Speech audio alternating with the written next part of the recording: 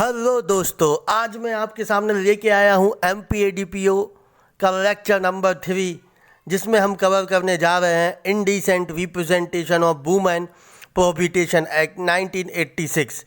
इसको हम हिंदी में बोलते हैं स्त्री अशिष्ट रूपन प्रतिषेध अधिनियम 1986। सबसे पहले एक्ट नंबर पता होना चाहिए, तो आपको मैं बता दूं इसका जो एक्ट नंबर है वो है 60 ऑफ 1986। हमें बहुत अच्छे से याद रखना है कि इसका जो एक्ट नंबर 60 है। फिर हम इसको आगे जाएं तो फिर इसके बाद हमें फिर जाना है इसके इंडेक्स पे। तो इसके इंडेक्स में क्या क्या दिया है, इसका जो इंडेक्स्ड है, क्योंकि मैंने बताया है आपको पहले भी लेक्चर्स के वीडियो में कि इंडेक्स बेस्ड क्वेश्चन भी बहुत देखे जाते हैं, बहुत पूछे ही जाते हैं, ये कंपलसरी है MPADPO में। तो इसमें मैं बता दूं आपको टोटल नंबर ऑफ सेक्शंस हैं 10। इसमें कोई भी चैप्टर नहीं है, तो हमें सिर्फ इसके नंबर ऑफ सेक्शन को ही याद रखना है और कुछ भी याद रखने की ज़रूरत है नहीं। ठीक है, अब हम इसके बाद आते हैं तो इसमें डेट ऑफ इनेक्टमेंट और डेट ऑफ एनफोर्समेंट हमें याद रखना है। तो डेट ऑफ इनेक्टमेंट की जब हम बात करते हैं तो ये जब एक्ट है 1986 का, तो ये इनेक्ट कब हुआ था, मींस प्रेसिडेंट की इसमें जो एसेंट मिली थी वो कब मिली थी, तो 23 दिसंबर 1986। आपको याद रखना पड़ेगा 23 दिसंबर 1986 को इसका इनेक्टमेंट हुआ और इसका जो एनफोर्समेंट हुआ ये 2 अक्टूबर 1987 को। ये डेट इम्पॉर्टेंट इसलिए हो जाती है, जो इसकी एनफोर्समेंट डेट है वो क्यों इसकी इम्पोर्टेंट हो जाती है, वो इसलिए इम्पोर्टेंट हो जाती है क्योंकि एक्ट का नाम, जो एक्ट का ईयर वो 1986 है और एनफोर्समेंट डेट वो 1987 है, इसलिए थोड़ी सी इम्पोर्टेंट हो जाती है।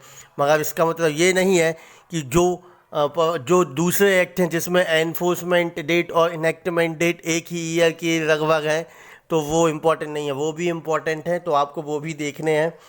छोड़ना कुछ नहीं है, ऐसे क्वेश्चन जो मतलब आपके सिर्फ मेमोरी बेस्ड है वो बिल्कुल भी नहीं छोड़ना है। ठीक है ना, ठीक है। या प्रियम्बर की बात करते हैं तो इसमें जो प्रियम्बर की बात कर रहे हैं तो प्रियम्बर में क्या बोल रहे हैं, वो प्रोहिबिट कर रहे हैं इंडिसेंट रिप्रेजेंटेशन ऑफ वुमेन को। ठीक है, मतलब स्त्री के अशिष्ट रूपन को प्रोहिबिट कर रहे हैं। कैसे? एडवर्टाइजमेंट के थ्रू, उसकी पब्लिकेशन पे, उसकी राइटिंग पे, उसकी पेंटिंग पे, उसके फिगर्स पे। ठीक है ना, मतलब ऐसा कोई भी पब्लिकेशन किया जाए या एडवर्टाइजमेंट किया जाए या कुछ ऐसा लिखा जाए या कुछ ऐसे फिगर्स बनाए जाएं जिनका इंडिसेंट रिप्रेजेंटेशन किया गया हो वुमेन के प्रति, उसको प्रोहिबिट करने के लिए ये एक्ट लाया गया है।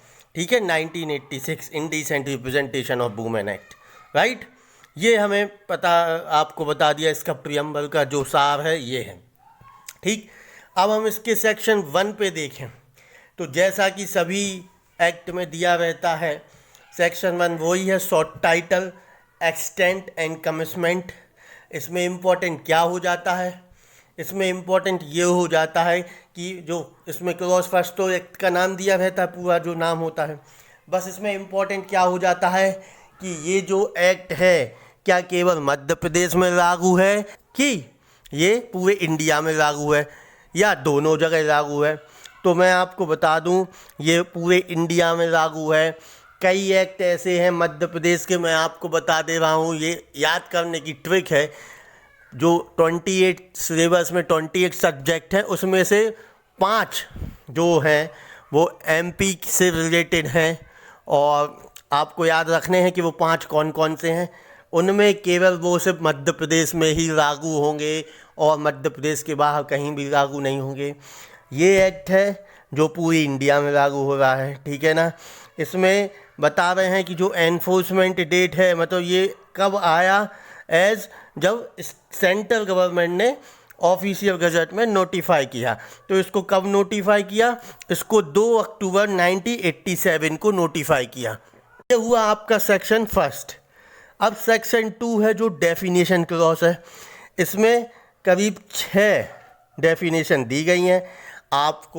मैं आपको बता दूं, क्वेश्चन डेफिनेशन से किस तरीके से ADPO में बनते हैं आप दिमाग में बिठा लीजिए कि आपको सीक्वेंस वाइज, मतलब जैसे ये दिया है ए पे ये है, बी में वो है, सी में ये है, तो आपको सीक्वेंस वाइज ये पहले आपको याद कर लेने हैं। जैसे ABCD हमने की थी A से Z तक, कि A के बाद B आता है, B के बाद C आता है। सिमिलरली इन सिमिलर मैनर हमें हर एक्ट की डेफिनेशन, हाँ कुछ कुछ इम्पोर्टेंट भी आप कर सकते हो, कुछ स्मार्ट स्टडी भी होती है, वो मैं आपको बताऊंगा। बट जो छोटे एक्ट हैं उनमें हमें पता है कि सिर्फ F तक दिए हैं, मतलब 6 डेफिनेशंस दिए हैं, तो हमें 6 को सीक्वेंस वाइज कर लेना है, राइट। तो इसमें अगर हम डेफिनेशन पे आए तो पहली A में क्या दी है, एडवर्टाइजमेंट, राइट। मैं आपको बताते जा रहा हूँ एडवर्टाइजमेंट में क्या क्या होता है। तो एडवर्टाइजमेंट में इन्होंने इंक्लूड किया है कोई भी नोटिस, सर्कुलर, कोई भी लेबल, रैपर या कोई ऐसा अदर डॉक्यूमेंट जो कि इंक्लूड कर रहा है विजुअल रिप्रेजेंटेशन को, राइट। मीन्स चाहे वो लाइट के थ्रू हो, चाहे वो साउंड के थ्रू हो, या स्मोक या गैस के थ्रू हो, ठीक है ना। तो ये एडवर्टाइजमेंट का इन्होंने बताया। डिस्ट्रीब्यूशन B में बताया गया है, मतलब आप किसी भी तरीके से फ्री या अदरवाइज आप डिस्ट्रीब्यूट कर रहे हो, मतलब वितरण कर रहे हो चीज़ों को, ठीक। C में बताया है indecent representation of women, very important. ये C वाला इतना इम्पोर्टेंट है कि कई बार आ चुका है और इसके चांस भी पूछे जाने के हैं कि ये किस क्लॉज में कहाँ पे इसको डिफ़ाइन किया गया है। तो आपको बताना पड़ेगा सेक्शन 2 के क्लॉज C में डिफ़ाइन किया गया है।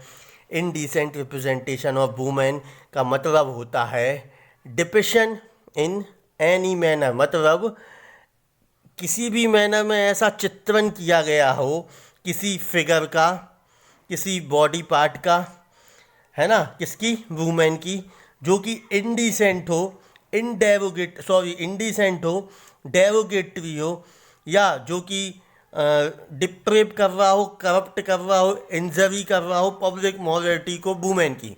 मतलब कोई भी ऐसा चित्रण किया गया हो जो कि अपमानजनक हो, निंदनीय हो, विकृत हो, भ्रष्ट हो, या जो क्षति पहुंचाने की संभावना रखता हो वुमेन के लिए, उसको इन्होंने बताया है indecent representation of women, right.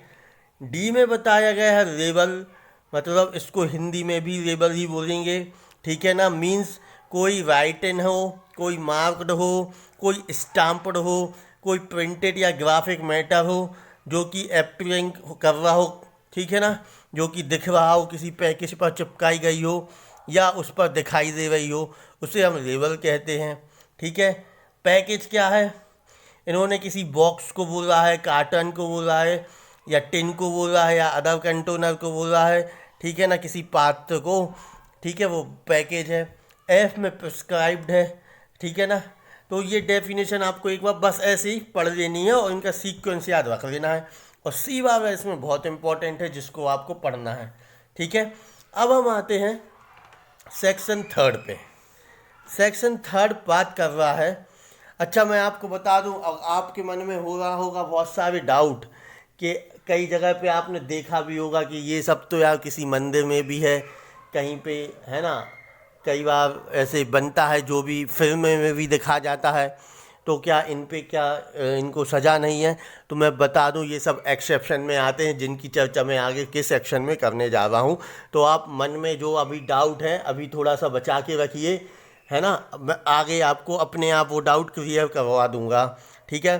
Section 3 में क्या बोल रहे हैं, prohibition of advertisement containing indecent representation of women, मतलब स्त्री अशिष्ट रूपन अंतर्दृष्टि करने वाले विज्ञापनों का प्रतिषेध, ठीक है। इसमें क्या हो गया है, इसमें बताया गया है कि कोई भी पर्सन पब्लिश नहीं करेगा या कोई अरेंज नहीं करेगा या एग्जीबिशन नहीं करेगा किसी एडवर्टाइजमेंट का जो कि इंडिसेंट रिप्रेजेंटेशन ऑफ वुमेन के फॉर्म में हो।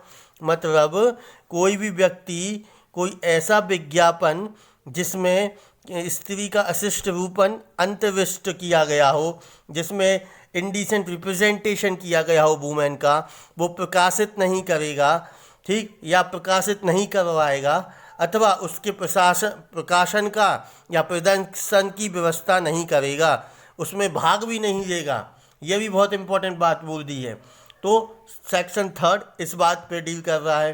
ठीक है, अब सेक्शन 4 क्या कह रहा है?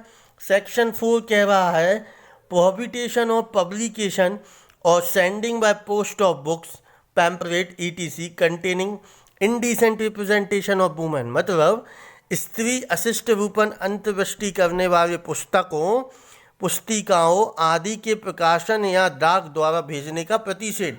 तो इसमें पुस्तकों का या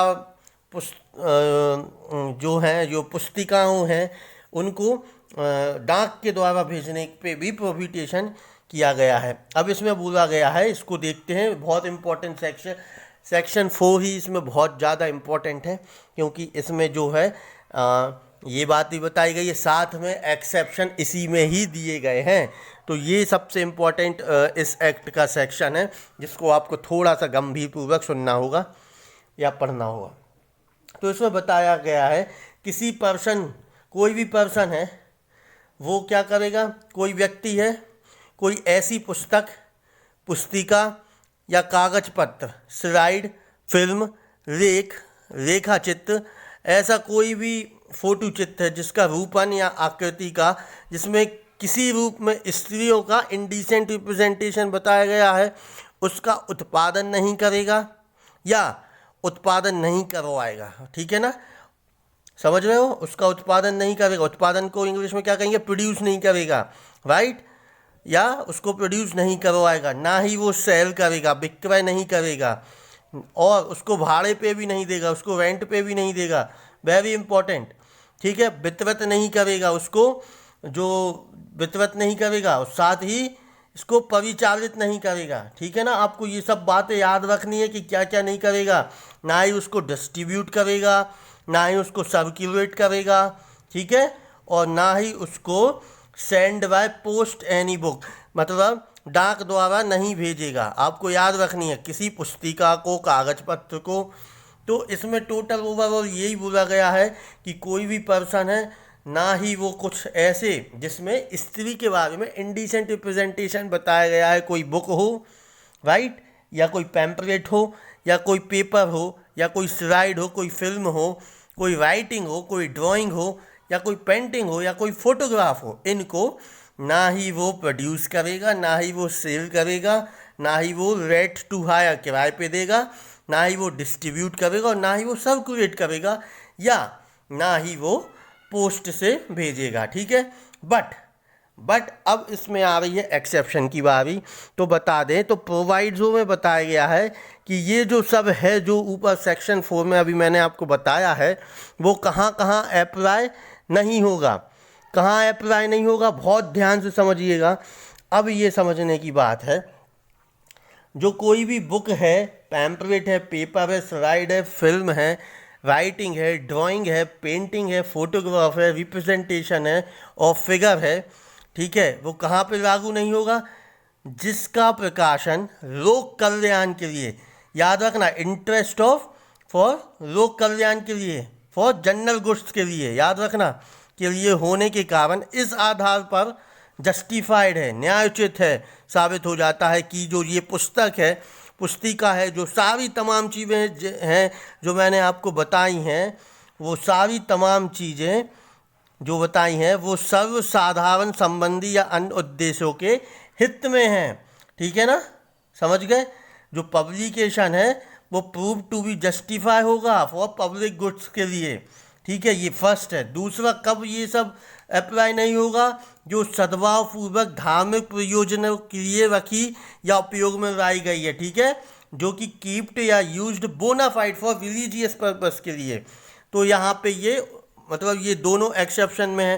साथ ही एक और एक्सेप्शन की बात की गई है, वो क्या है कि कोई भी रिप्रेजेंटेशन जो कि स्कल्पचर्ड, एनग्रेव्ड, प्रिंटेड और अदरवाइज रिप्रेजेंटेड है, कैसी? प्राचीन स्मारक तथा पुरातत्वीय स्थल, एंशियंट मॉन्यूमेंट्स, ठीक है ना, या आर्कियोलॉजिकल साइट्स में, जो मतलब किसी आपने मॉन्यूमेंट्स में देखे होंगे किसी टेम्पल्स में टेम्पल्स की बात आगे आएगी। मोनूमेंट्स में उसमें आपने आकृतियाँ देखी होंगी जिसमें थोड़ा सा इंडिस रिप्रेजेंट रहता है वुमेन्स का, उसको इससे एग्जाम्शन दिया गया है, उसको इस प्रोहिबिटेशन की कैटेगरी में नहीं रखा गया है, ठीक है, क्योंकि पहले ये चित्र बना दिए जाते थे। अब दूसरा इसमें बताया गया है कि किसी टेम्पल में हो, ठीक है ना, किसी मंदिर या उसमें या मूर्ति के जो प्रवहन हैं के उपयोग में लाए जाने वाले या किसी धार्मिक प्रयोजनों के लिए रखे या उपयोग में लाए जाने वाले रथ पर, राइट। आपने देखा होगा जो खजुराहो के मंदिर हैं वहाँ पे ऐसे कुछ इंडिसेंट रिप्रेजेंटेशन बनाए हुए हैं, बट उसको इसके जो है कैटेगरी में नहीं रखा गया है, इनके लिए एक्सेप्शन है, ठीक, टेम्पल के लिए। और इसका जो सी क्लॉज है वो कह रहा है कि कोई ऐसी फिल्म है जो कि part 2 of the cinematography act 1952, इसके लिए आपको सिनेमेटोग्राफी एक्ट 1952 देखना पड़ेगा, उसके पार्ट 2 में एप्लीकेबल होती है कोई फिल्म, तो ये यहाँ पे एक्सेप्शन में आएगा, इसमें इसको जो इंडिसेंट रिप्रेजेंटेशन में है वो इस पर अप्लाई नहीं होगा। तो मैंने आपको बताया क्या एक्सेप्शन, आपके जो दिमाग में डाउट थे वो एक्सेप्शन में कवर हो गए हैं कि अगर जो मतलब मैंने आपको कितने टाइप के एक्सेप्शन बता दिए, करीब 4 प्रकार के एक्सेप्शन बताए हैं, ठीक है ना। अगर जो वो पम्पलेट बुक है वो ऑन पब्लिक गुड्स के लिए है, इंटरेस्ट ऑफ साइंस, हाँ इसमें मैं एक चीज़ आपको सॉरी बताना भूल गया, जो मैंने बताया था तो पहले में कि वो जो एक्सेप्शन है बुक्स पम्पलेट पेपर वो जनरल इंटरेस्ट ऑफ किसके लिए, साइंस लिटरेचर आर्ट लर्निंग और अदर सब्जेक्ट के लिए है या जनरल कंसर्न के लिए है, ठीक है ना, सर्वसाधारण संबंधी उन उद्देश्यों के हित के लिए है। तो ये पहला आपका ये एक्सेप्शन हो गया। दूसरा मैंने आपको बताया था रिलीजियस पर्पस पे है तो भी ये एक्सेप्शन में आएगा। तीसरा मैंने बताया था वो स्क्रिप्चर्ड एनग्रेव्ड किया जाए, पेंटेड किया जाए किसी एंशियंट मोनूमेंट पे या टेम्पल पे, तो ये भी इसके उसमें आएगा एक्सेप्शन में। या जो फिल्म है, कोई फिल्म है जिसमें ये इंडिसेंट रिप्रेजेंटेशन किया गया है वो पार्ट 2 ऑफ सिनेमेटोग्राफी एक्ट में एप्लीकेबल हो रहा है तो उसमें आएगा, ठीक है, ये भी एक्सेप्शन में। अब सेक्शन 5 बता गया है power to enter and search, very important. यहाँ पे क्वेश्चन कहाँ से बनेगा, किसको पावर है कि वो सर्च करे और एंटर करे, किसको पावर दी गई है, तो आपको यूजुअली 4 ऑप्शन दे देंगे, डीएम, एसडीएम, एग्जीक्यूटिव मजिस्ट्रेट या गैजेट ऑफिसर।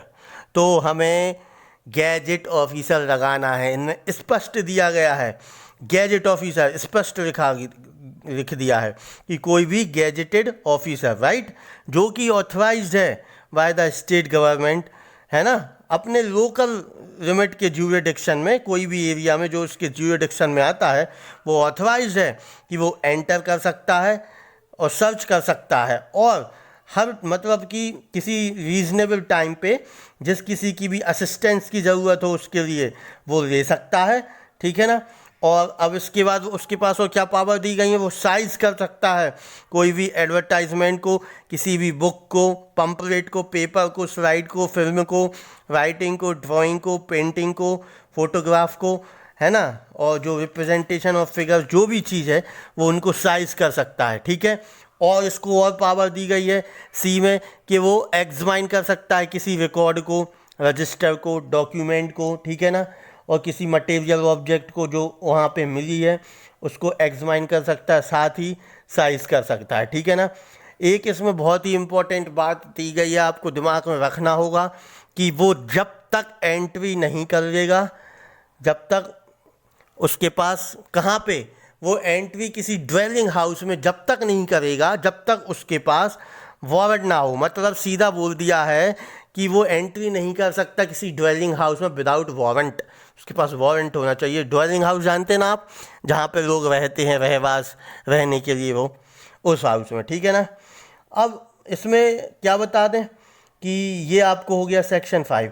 अब सेक्शन 6 की अगर हम बात करें तो पेनाल्टी की बात की गई है, वेरी इंपॉर्टेंट, यहाँ से भी क्वेश्चन बन सकता है कि कोई भी पर्सन है जो कि कॉन्ट्रवेंट करेगा जो सेक्शन 4 है इस एक्ट का, वो पनिशेबल होगा। ठीक है ना, याद रखना, जो भी पर्सन है वो सेक्शन 4 को कॉन्ट्रवेंट करेगा वो पनिशेबल होगा फर्स्ट कन्विक्शन में। अगर फर्स्ट बार कन्विक्शन आती है तो इम्प्रिजमेंट में जाएगा जो कि 2 साल तक की रहेगी, और फाइन लगेगा उसको कहाँ तक, 2 साल तक, 2,000 रुपये तक का, मतलब 0 से 2 साल तक की उसको सज़ा हो सकती है इसके बीच की, या 2 साल तक की, और फाइन उसको 2,000 तक का रख सकता है। और अगर सेकंड में और बाद में, सेकंड के बाद भी अगर वो कन्विक्ट किया जाता है तो उसको 6 महीने से कम की सज़ा नहीं होगी जो कि 5 साल तक जाएगी, और फाइन होगा जो कि 10,000 से कम नहीं होगा जो कि 1 लाख तक जाएगा। ये थोड़ा सा समझ रहे ना, बहुत खतरनाक पेनाल्टी दे दी है भैया सेकंड ऑफेंस में। फर्स्ट में तो ठीक है कि 2 साल तक जाएगा और फाइन भी 2,000 तक होगा, मगर सेकंड में बोल दिया है कि 6 महीने से कम नहीं जो कि 5 साल तक जाएगा, राइट, और 10,000 से कम नहीं जो कि 1 लाख तक जाएगा। ठीक है, अब हम बात करते हैं सेक्शन 7 की। ठीक है, इसमें बताया गया है ऑफेंस बाय कंपनी, मतलब कंपनियों के द्वारा अपराध। इसमें क्या है, इस अधिनियम में, मतलब इस एक्ट में क्या है कि कोई अपराध किसी कंपनी के द्वारा अगर किया गया है तो वहाँ का जो प्रत्येक व्यक्ति है जो कि उस अपराध के किए जाने के समय उस कंपनी के जो कारोबार है ना उसके संचालन के लिए उस कंपनी का भार साधक है, राइट, इंचार्ज है। ठीक है, और उसके प्रति उत्तरदायी है, रिस्पॉन्सिबल है, और साथ ही वह कंपनी भी ऐसे अपराध के दोषी समझे जाएंगे। ठीक है, और उसके विरुद्ध कार्रवाई किए लिए दंडित किया जाने के लिए वो भागी होंगे। ठीक है ना, अब इसमें एक चीज़ इनको जो है डिफेंस में भी दे दिया गया है कि बताया गया है कि ऐसे व्यक्ति जो दंड का भागी नहीं बनाएगा, मतलब इन्होंने जो डिफेंस में कब दिया है कि किसको दंड का भागी नहीं बनाएगा, यदि वह यह साबित कर दे, यह प्रूफ कर दे कि अपराध उसकी जानकारी के बिना किया गया था। ये प्रूफ कर दे कि जो अपराध है उसकी जानकारी के बिना किया गया था और उसने सारी ड्यू डिलिजेंस लिए थे कि वो प्रिवेंट कर सके कमीशन ऑफ द ऑफेंस। उसने सारी डिलिजेंस को यूज़ किया था कि वो ऑफेंस को रोक सके। ठीक है, और उसको अपराध के बारे में पता ही नहीं था, तो ये उसके लिए डिफेंस दिया गया है। ठीक है, सेकंड क्लॉज इसका ये बोल रहा है कि जो क्लॉज फर्स्ट है उसमें किसी बात के होते हुए भी जो इस एक्ट की बात हो रही है इसके अधीन यदि कोई ऐसी कंपनी द्वारा कोई अपराध किया गया है तथा यह साबित हो जाता है कि वह अपराध कंपनी के किसी डायरेक्टर ने, मैनेजर ने, सेक्रेटरी ने या कोई अदर ऑफिसर ने किया है तो वो भी उसी तरह से लायबल होगा और पनिश्ड उसको किया जाएगा अकॉर्डिंगली।